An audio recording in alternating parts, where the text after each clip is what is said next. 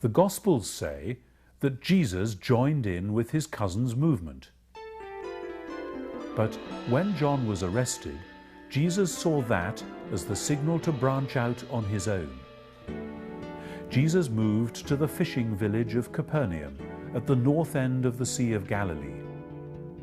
He began to go about announcing that now at last Israel's story was complete. Now at last Israel's God was becoming king. Jesus, like John, was seen as a prophet. He seems to have deliberately adopted this style.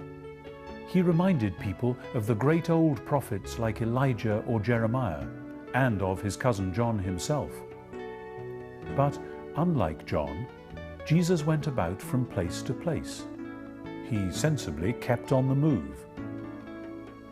As far as we can tell, he never went into the big cities in Galilee. He went from village to village, telling people that God was now becoming king. What would people have heard as he did this? In view of all the other kingdom movements that the Jews knew of, many people would naturally assume that Jesus was leading or getting ready for some kind of revolution. He wasn't actually telling them to march on Herod's palace or on Jerusalem, but he kept telling cryptic, coded stories about seeds growing secretly, about a coming harvest in which at a given signal God would put in his sickle and reap the crop.